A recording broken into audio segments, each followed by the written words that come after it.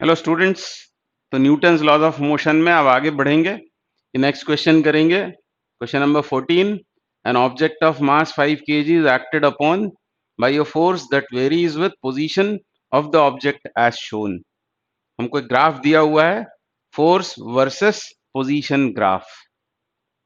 तो ध्यान से इसको देखें तो 0 से 25 मीटर तक कांस्टेंट वैल्यू का फोर्स 10 न्यूटन एक्ट करता है, और उसके बाद ड्यूरिंग 25 टू 50 मीटर वो फोर्स लीनियरली डिक्रीज हो रहा है और फिर जीरो हो गया। आगे बोल रहे हैं if the object starts out from rest at x equals to zero, मतलब ओरिजिन से उस पार्टिकल ने चलना शुरू किया है फ्रॉम रेस्ट, यानी यू हो जाएगा जीरो। What is the speed at x equals to 25 metre? 25 metre चलने के बाद उसकी स्पीड कितनी हो जाएगी? मतलब हमको सिर्फ कंसिडर करना है ये वाला फोर्स जो 0 से 25 मीटर तक कांस्टेंट रहा, कांस्टेंट एट 10 न्यूटन। तो कांस्टेंट फोर्स एक्ट कर रहा है, मास हमको गिवन है, यानी एक्सेलरेशन कांस्टेंट होगा। एक्सेलरेशन कितना होगा उसका? Force upon mass. तो force is 10 newton and mass of the object is 5 kg.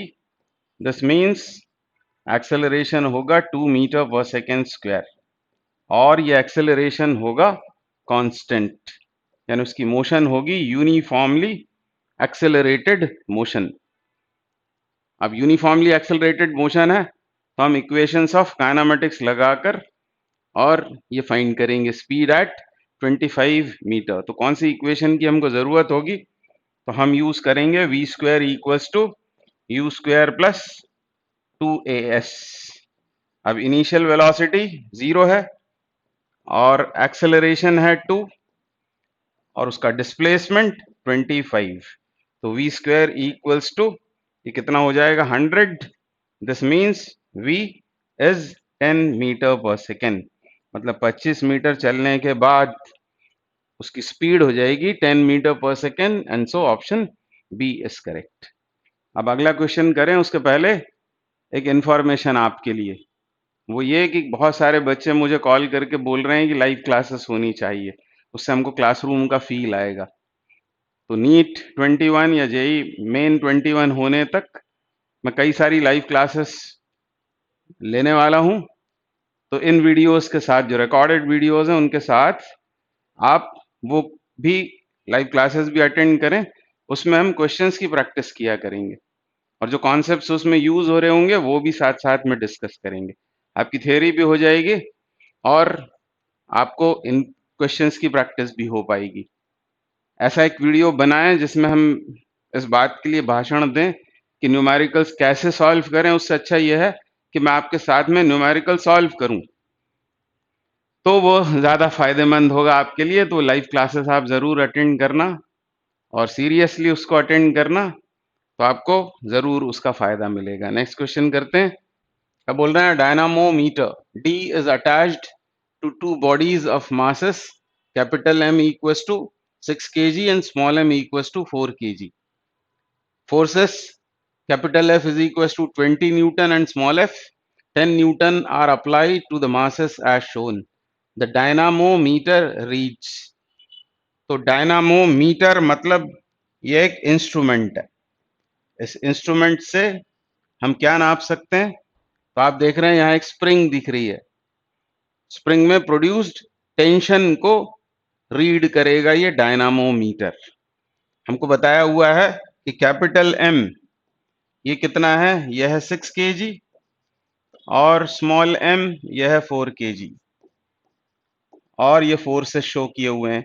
Small M पर लगाया गया है 10 न्यूटन और कैपिटल एम पर लगाया है 20 न्यूटन।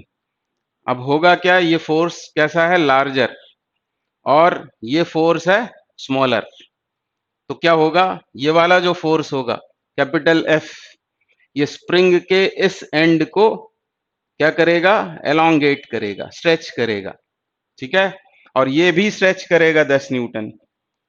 ये दोनों ही स्ट्रेच करेंगे उस स्प्रिंग को, मतलब स्प्रिंग के ऊपर लगेगा टेंसाइल फोर्स, मतलब उसकी लंबाई को बढ़ाने वाला फोर्स लगेगा, ठीक है।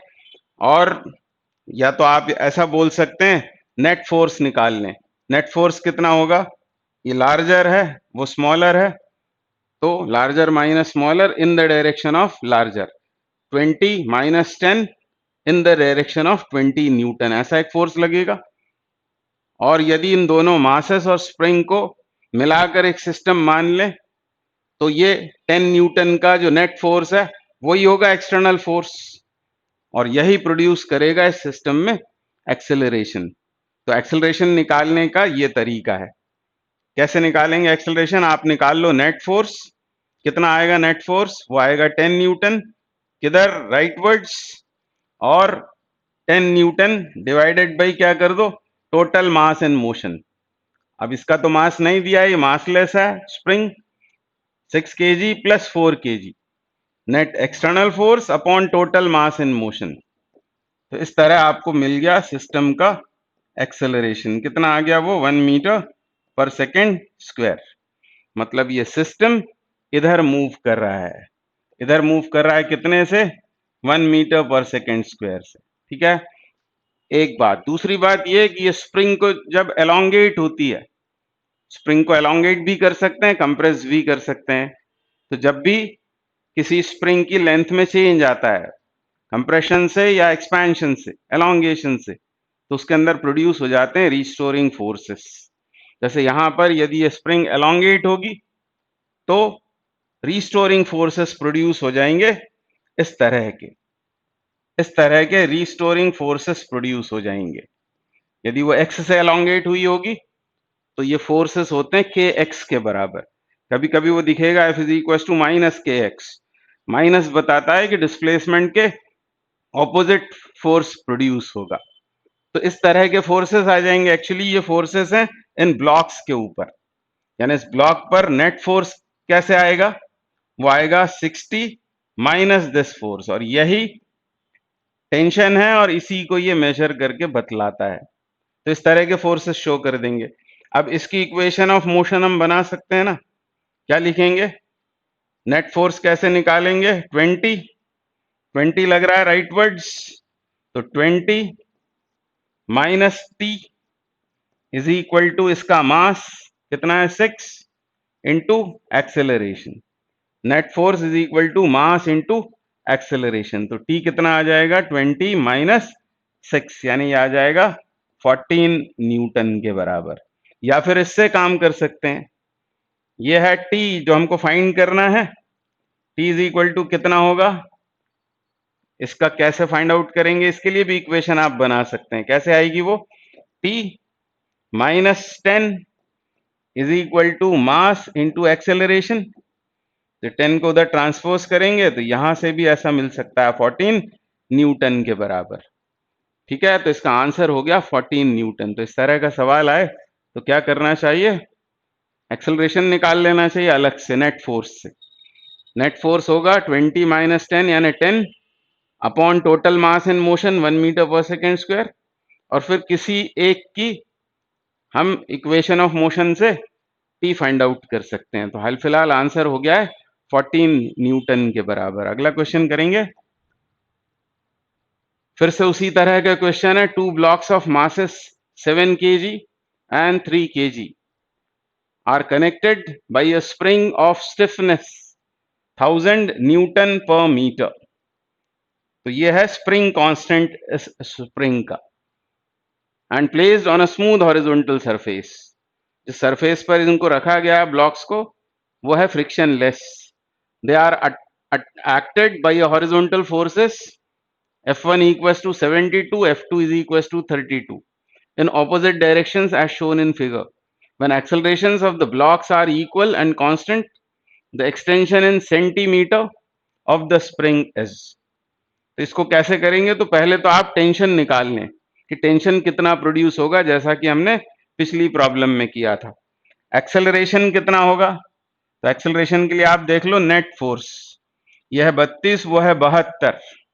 तो नेट फोर्स कितना होगा, larger minus smaller in the direction of larger, 72 minus 32 यानी 40 हो गया नेट फोर्स। और इस नेट फोर्स से सिस्टम उधर मूव करेगा, इसीलिए इसका नाम ही है डायनामोमीटर, चलता है इसलिए।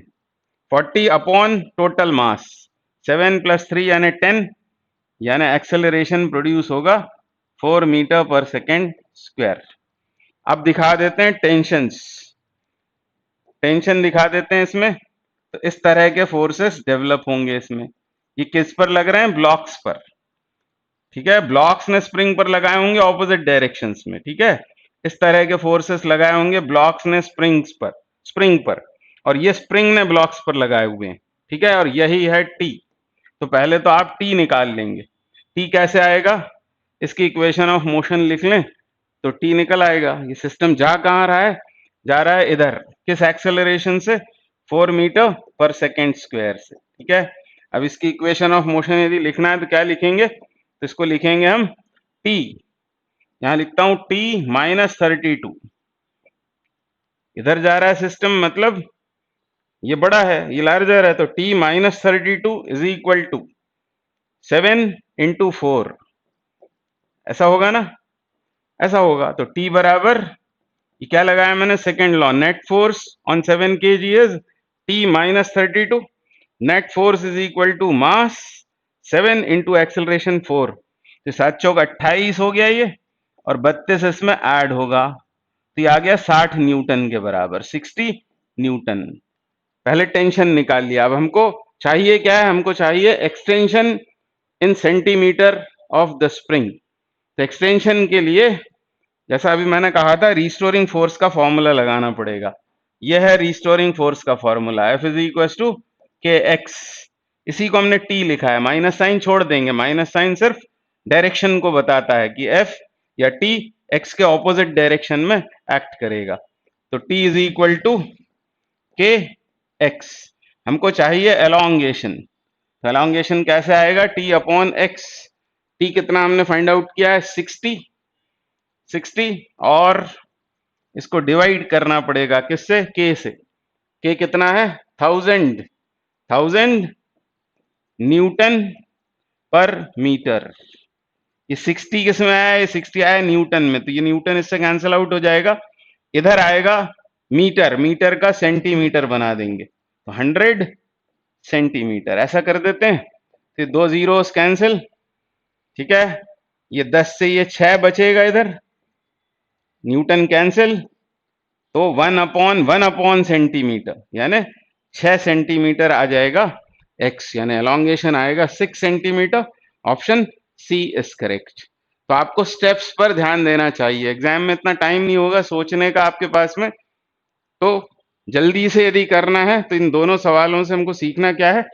ऐसा यदि प्रॉब्लम आया, जैसे पिछले प्रॉब्लम में, तो उसने सिर्फ क्या पूछ लिया था आपसे? रीडिंग ऑफ डायनामोमीटर, मतलब टी पूछा था। इसमें एक स्टेप आगे की बात पूछ ली है। क्या पूछ लिया आपसे? कि एलोंगेशन कितना आएगा इसमें। तो करना क्या होता है? नेट फोर्स निकालो। Net force upon total mass in motion से एक्सेलरेशन आ जाएगा। ये स्टेप 1 है। फिर किसी भी एक की इक्वेशन ऑफ मोशन कंसिडर कर लेंगे, उसमें से निकल आएगा टेंशन। टेंशन पूछा हो तो ये आ गया है आंसर। और आगे यदि कुछ पूछा हुआ होगा तो ऐसे कर लेंगे, F = kx याद आ जाना चाहिए। तो स्प्रिंग में यही याद रखें आप कि रिस्टोरिंग फोर्स होता है kx, और एनर्जी स्टोर्ड भी कभी कभी लग जाती है, वो होती है ½ kx²। और स्प्रिंग के बारे में ज्यादा डिटेल में वर्क, एनर्जी एंड पावर वाले चैप्टर में पढ़ते हैं, पर यही प्रॉब्लम फिर वहां जाकर और एक्सटेंड हो जाएगी। इसमें और भी कुछ कुछ चीजें पूछी जाती हैं, तो इनको प्रिपेयर कर लेना चाहिए। अगला क्वेश्चन करेंगे। A uniform rope of length L resting on a frictionless horizontal surface is pulled at one end by a force F. What is the tension in the rope at the distance l from the end where the force is applied? तो एक रोप दी हुई है L length की एक रोप है। यह है, मान लो वो रोप, और कैसी है ये? Uniform rope. यूनिफॉर्म का मतलब मास यूनिफॉर्मली डिस्ट्रीब्यूटेड है इसकी लेंथ में। इसका cross sectional area through out the length same है। तो ये L लेंथ की हो गई वो रोप, और इसके एक एंड पर एक फोर्स लगाया गया है। मान लो एंड ए पर फोर्स F लगाया गया है इसको पुल करने के लिए, और ये फ्रिक्शनलेस सरफेस पर रखी हुई है, फ्रिक्शनलेस हॉरिजॉन्टल सरफेस पर। तो अभी हम जितने क्वेश्चंस कर रहे हैं सभी में फ्रिक्शन को अकाउंट में नहीं ले रहे हैं। अगले चैप्टर में यही प्रॉब्लम्स रिपीट होंगी जिसमें फ्रिक्शन को भी अकाउंट में लेना पड़ेगा हमको, क्योंकि सरफेसेस फिर स्मूथ नहीं होंगी। क्या पूछा है हमसे?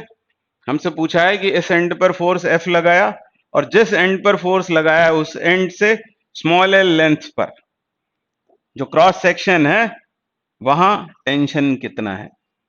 यह है स्मॉल l और हमसे पूछा है इस क्रॉस सेक्शन पर टेंशन की वैल्यू कितनी है। अब इस रॉड में या इस रोप में है मास, तभी क्या होगा, अलग अलग क्रॉस सेक्शन पर टेंशन अलग अलग होगा, नहीं तो हमसे पूछा ही नहीं जाता। यदि मासलेस होती तो through out the length tension होता F के बराबर, जो ये पुलिंग फोर्स है उसके बराबर। तो हमसे पूछा हुआ है इस क्रॉस सेक्शन पर टेंशन कितना होगा, उसका जनरल फॉर्मूला यहां पर बनवाया हुआ है हमसे। तो सबसे पहले हमें सपोज करना पड़ेगा कि इस रोप का मास है m, स्मॉल m, तो मास पर यूनिट लेंथ कितना होगा, मास पर यूनिट लेंथ। तो ये हमने हमारी तरफ से सपोज किया हुआ वेरिएबल है, ये फाइनल आंसर में नहीं आना है। तो m है इसका मास, लेंथ है l, तो मास पर यूनिट लेंथ होगा m/l। ये हो गया मास पर यूनिट लेंथ। अब यदि हम इस रॉड के इस पोर्शन की बात करें, इसको मैंने हाईलाइट किया है कि कितनी है इसकी लेंथ l, स्मॉल l, मास पर यूनिट लेंथ है m/l, तो इसमें कितना मास होगा, यूनिट लेंथ में m/L, तो l लेंथ में होगा m small l upon capital L। और इसी तरह इस पोर्शन में, इस पोर्शन का मास भी हम निकाल सकते हैं। ये लेंथ कितनी होगी, capital L minus small l into m upon capital L हो जाएगा। तो इन दोनों को के मासेस हम निकाल लेंगे और फिर इसको 2 ब्लॉक प्रॉब्लम में कन्वर्ट कर देंगे और उसका रिजल्ट तो हमें रटा हुआ होता है। ये हो गई फ्रिक्शनलेस सरफेस, यहां एक ब्लॉक बना देंगे और ये एक ब्लॉक बना देंगे, ये दिखा देंगे एक्सटर्नल फोर्स, और इन दोनों ब्लॉक्स के बीच ये मासलेस रोप। ये मास कितना होगा, ये इसके बिहाफ बनाया हुआ है।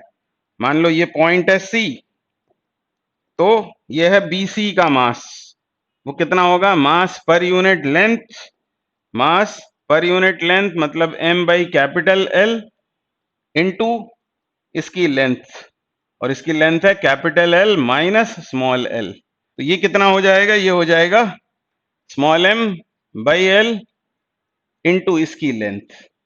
बस अब ये 2 ब्लॉक प्रॉब्लम में कन्वर्ट हो गई है, प्रॉब्लम इजीली सॉल्व हो जाएगी।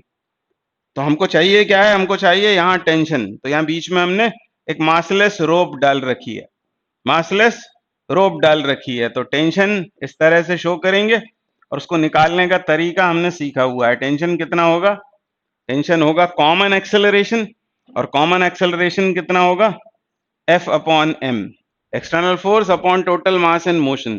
पूरी रस्सी ही मोशन में आ गई है जिसका मास हमने सपोज किया है m, तो यह है कॉमन एक्सेलरेशन इनटू रिमेनिंग मास, मतलब इसका मल्टीप्लाई इसमें करना होगा, m upon l into capital L minus small l। तो ये m कैंसिल आउट, तो बस हमारा आंसर आ गया। F और इस L का इसमें डिवाइड कर देंगे दोनों में, तो ये आ जाएगा 1 minus small l upon capital L। तो ये आ गया है टेंशन, जिस एंड पर फोर्स लगाया है उससे L डिस्टेंस पर का ये टेंशन हो गया। यहां मैं फिर से उस फॉर्मूले को लिखता हूं, और ये फॉर्मूला हमको बता रहा है कि अलग अलग क्रॉस सेक्शन पर टेंशन अलग अलग होंगे यदि उस रोप में है मास। कैसे आया है ये, इसको याद कर लेंगे, F into 1 minus small l upon capital L। अब इसमें कॉन्स्टेंट्स कौन कौन से हैं, F ये तो फोर्स अप्लाइड है, कैपिटल L कांस्टेंट है, ये है वेरिएबल। यहां यदि हम बात करेंगे तो स्मॉल l कितना होगा, 0, यहीं से हमने नापा है इस लेंथ को, तो स्मॉल l हो जाएगा 0, ये 0 होकर यहां पर टेंशन कितना होगा, यहां होगा टेंशन F, जितना की फोर्स लगाया गया है। फिर जैसे जैसे आगे बढ़ेंगे L की वैल्यू बढ़ेगी, L की वैल्यू बढ़ेगी तो ये क्वांटिटी बढ़ेगी, तो टेंशन कम होता चला जाएगा, धीरे धीरे वो कम होगा और इस एंड पर आ जाएंगे यदि B पर, तो क्या हो जाएगा, ये कैपिटल L बन जाएगा, तो capital L upon capital L, ये 1 बन के टेंशन यहां हो जाएगा 0। मतलब ये एफ से 0 हो जाता है जब हम इस एंड से इस एंड तक आते हैं। तो ये स्टैंडर्ड रिजल्ट है, इसको आपको याद रख लेना चाहिए।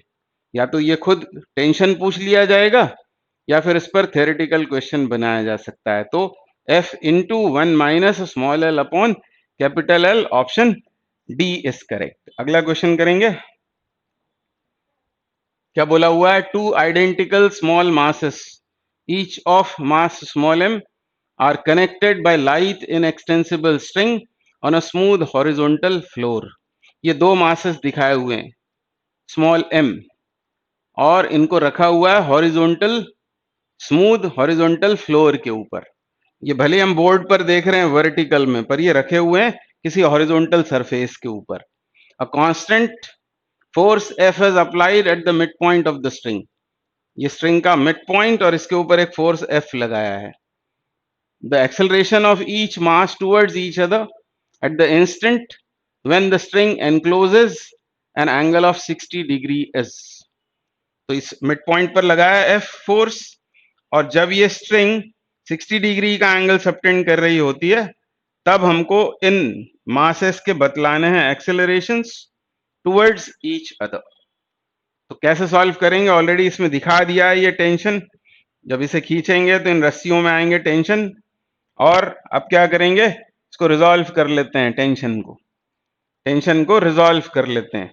ये टेंशन इस मास पर भी लगेगा टी, इस पर भी लगेगा, ठीक है। इसको रिजॉल्व कर लेते हैं, और इसको रिजॉल्व कर लेते हैं तो यहां पर बना देता हूं मैं अलग से। हम इस पॉइंट सी की बात कर रहे हैं।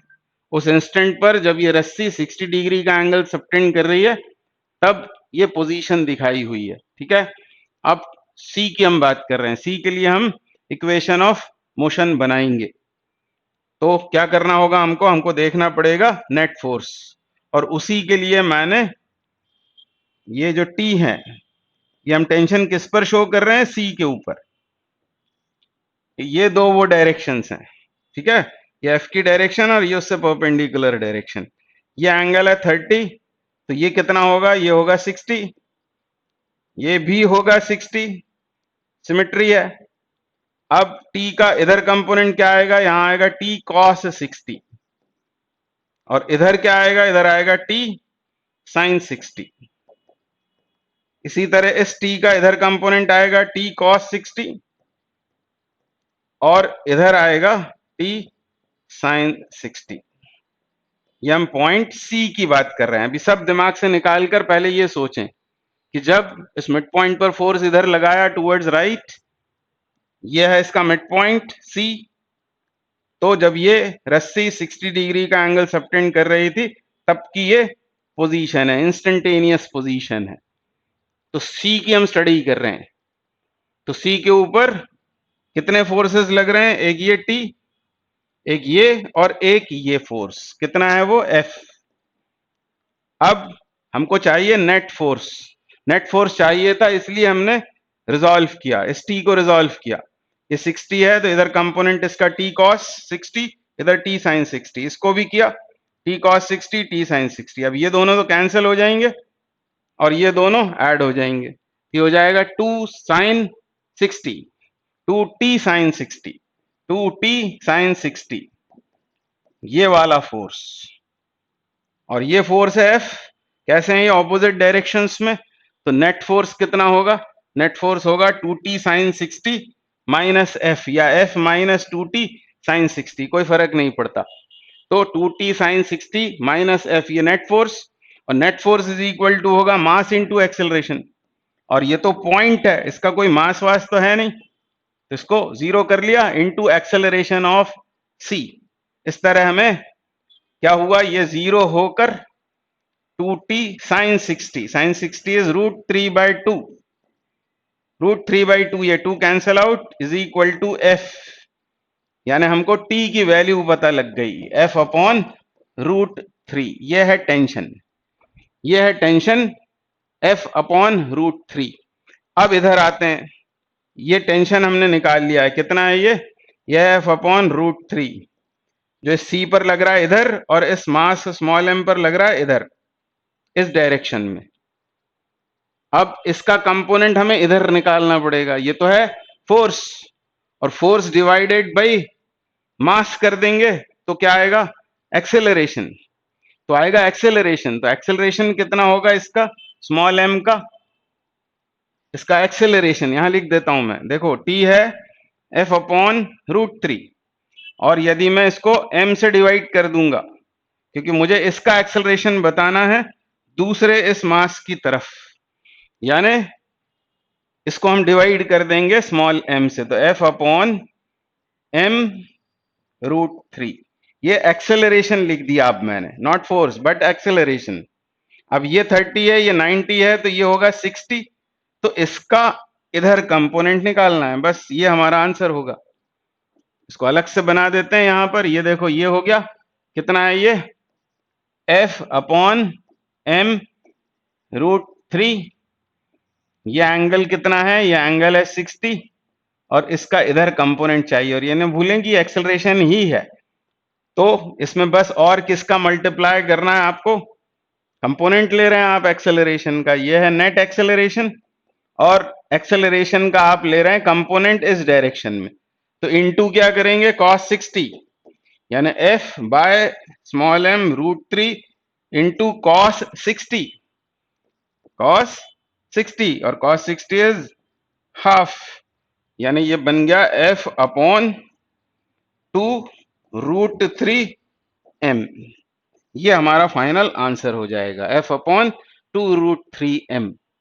तो थोड़ा डिफिकल्ट है सवाल, पर एक दो बार यदि करेंगे तो आपको आइडिया रहेगा कि किस तरह से हमको उसको सॉल्व करना है। ये बात इंपॉर्टेंट है यहाँ पर, यहाँ आके गड़बड़ होती है। जब हम सेकेंड लॉ से उसकी इक्वेशन बनाते हैं, net force is equal to mass into acceleration, तो पॉइंट है, और पॉइंट है इसलिए उसका मास जीरो होने से हमको मिला ये टेंशन टी, जो सी पर एक्ट कर रहा है, इतना ही इधर एक्ट करेगा थर्ड लॉ से, और टेंशन आ जाएगा, अपॉन मास करेंगे तो एक्सेलरेशन आ जाएगा, और एक्सेलरेशन का इस डायरेक्शन में कंपोनेंट, और इसके ऊपर भी उतना ही लगेगा, आइडेंटिकल है, सिमेट्री है, इसलिए इस पर भी इधर जो एक्सेलरेशन एक्ट करेगा वो यही होगा, F upon 2 root three into M. तो ये इस क्वेश्चन का आंसर है। आगे बढ़ते हैं, अगला क्वेश्चन क्या बोल रहा है? Thief stole a box full of valuable articles of weight W, and while carrying it on his head, jumped down from a wall of height h from the ground. Before he reached the ground, he experienced a load of. तो दीवार से नीचे कूद रहा है, तो ये free fall का केस है, और फ्री फॉल में कोई भी बॉडी होती है वेटलेस, तो इसको देख के ही आप आंसर कर सकते हैं, आंसर डी इज करेक्ट। पर मान लो आपको इसको सॉल्व करके देखना है, तो ये वो थीफ का हेड, और ये हो गया वो बॉक्स, वैल्यूएबल बॉक्स। और अब हम इसकी स्टडी करते हैं। इसका मास है मान लो m, इसका फ्री बॉडी डायग्राम बनाते हैं। तो ये हो जाएगा उसका वेट डाउनवर्ड्स, फिर हेड से मिलने वाला ये नॉर्मल रिएक्शन, और वो नीचे किस एक्सेलरेशन से मूव कर रहा है? मास g से। तो इसकी इक्वेशन बनाएंगे तो क्या हो जाएगी? ये mg मैंने क्यों लिखा है? यह है वेट उसका, मास यदि m है तो ये उसका वेट हो गया डाउनवर्ड्स, ये नॉर्मल रिएक्शन g से वो नीचे गिरेगा, ठीक है ना, फ्री फॉल में है, तो n ही उसे महसूस होगा, n ही उसे महसूस होगा। हमसे पूछा है ही एक्सपीरियंस्ड अ लोड ऑफ, तो एक्सपीरियंस होता है n। ये आपको पहले भी बता चुके हैं कि जो वेइंग मशीन होती है उसकी रीडिंग भी n होती है। जो फोर्स वो पर्सन जो उस वेइंग मशीन पर खड़ा है वो उसकी अपर सरफेस पर एक्सर्ट करता है, वैसे ही यहां भी। तो n हमको निकालना है, हम इक्वेशन बना लेते हैं, W minus N, W minus N, ये net force is equal to mass into acceleration, और W कितना है? वो है mg minus n is equal to mg, तो n इज इक्वल टू हो गया 0। तो इस तरह जस्टिफाई भी कर सकते हैं सेकेंड लॉ से। पर यदि एग्जाम में क्वेश्चन आता है तो ये करके नहीं देखना है, ये हमको सीधे सीधे आंसर याद होना चाहिए कि फ्री फॉल में कितना होगा वेट? 0, उसे कहते हैं वेटलेसनेस। अगला क्वेश्चन करेंगे। क्या बोल रहे हैं? 10 kg stone is suspended with a rope of breaking strength 30 kg weight. kg weight आपको पता होगा यह है यूनिट फोर्स का, और इसमें से यदि आप kWt हटा देंगे मन ही मन में और इसको लिख लेंगे 30g, तो ये आंसर आ जाएगा न्यूटन में। तो 30g न्यूटन, यह है ब्रेकिंग स्ट्रेंथ उस रोप की, और उससे लटका हुआ एक स्टोन 10 kg मास का। हमसे पूछ रहे हैं the minimum time in which the stone can be raised through a height of 15 metre starting from rest is taking g equals to 10 metre per second square. Minimum time मतलब maximum acceleration, और acceleration यदि maximum है तो breaking strength तक tension उस रोप में produce किया जा सकता है। और ऊपर जाने पर इक्वेशन हम क्या लगाते हैं वो आपको पता है, T is equal to M G plus A. Directly इसको लगा देते हैं, फोर्स डायग्राम भी बनाने की जरूरत नहीं है। और जब टेंशन कितना होगा 30g, 30g, तब एक्सेलरेशन होगा मैक्सिमम। तो मास है 10, जो सस्पेंड किया हुआ है स्टोन, उसका g 10 लेना है प्लस a, तो यहां से वो एक्सेलरेशन आ गया मैक्सिमम। तो ये 10 और ये g को कैंसिल कर सकते हैं, 10 को इधर लाएंगे तो 20 हो जाएगा, यानी 20 मीटर पर सेकेंड स्क्वायर का एक्सेलरेशन हो गया मैक्सिमम। और हमसे पूछा है टाइम, और ये एक्सेलरेशन कांस्टेंट है, तो हम यूज कर लेंगे s is equal to U T plus half A T square. u है 0 क्योंकि रेस्ट से शुरुआत हुई है, तो s बराबर s is equal to half A T square, ये लगा देना है। s कितना है, कितना ले जाना है उसे, 15 मीटर, तो 15 into 2, acceleration is 20 times T square, तो 15 दूनी 30 और ये 20 है, यानी 3/2, और 3/2 का हो जाएगा रूट, अंडर रूट 3/2, और ये आंसर आएगा सेकेंड में। And so option C is correct. तो ये अच्छा सवाल है, इसको एक दो बार करके जरूर देखना चाहिए। आगे बढ़ते हैं। क्या बोला है? Two bodies A and B, masses 20 kg and 10 kg respectively are connected by a massless spring। ये massless spring है, और उससे कनेक्टेड हैं दो बॉडीज 20 kg 10 kg की। a force of 200 Newton acts on 20 kg, 20 kg पर 200 का फोर्स लग रहा है। at the instant shown the 10 kg mass has acceleration of 12 metre per second square. इस पर एक्ट करने वाला फोर्स दिया है और इसका बतलाया हुआ है एक्सेलरेशन। कितना है उसका एक्सेलरेशन? एक्सेलरेशन दिया हुआ है 12 metre per second square, 12 metre per second square. हमको बतलाना क्या है, what is the acceleration of 20 kg मास। तो कैसे करेंगे? अब जब इसको एक्सटर्नल फोर्स लगाया जाएगा 20 kg पर, तो ये स्प्रिंग होगी एलोंगेट, और जब ये एलोंगेट होगी तो इनवर्ड फोर्सेस लगाएगी इन दोनों बॉडीज के ऊपर, इनवर्ड डायरेक्शन में। इस पर इधर लगाएगी और इस पर इधर, ये स्प्रिंग, यानी इसके ऊपर केवल ये फोर्स काम कर रहा है, केवल ये फोर्स काम कर रहा है। और वो कितना होगा, जिसको हम क्या बोलते हैं, टेंशन या रिस्टोरिंग फोर्स, वो कैसे निकाल लेंगे, क्योंकि अब इसके लिए हमें क्या क्या पता है, इसका मास और एक्सेलरेशन, यानी ये कितना है, P is mass into acceleration, यानी 120 न्यूटन, और इतना ही प्रोड्यूस होगा ये भी। अब इस ब्लॉक की बात कर लेते हैं, इसके ऊपर कितने फोर्सेस लग रहे हैं, दो, 120 और 200 एक्सेलरेशन चाहिए इसका, तो नेट फोर्स कितना होगा, 200 माइनस 120 यानी 80, और 80 अपॉन 20 करेंगे तो 4 मीटर पर सेकेंड स्क्वायर इसका आंसर आ जाएगा। तो अच्छा सवाल है ये, इसको भी एक दो बार करके देखना चाहिए, ये पहले भी कॉम्पिटिटिव एग्जाम्स में पूछा जा चुका है।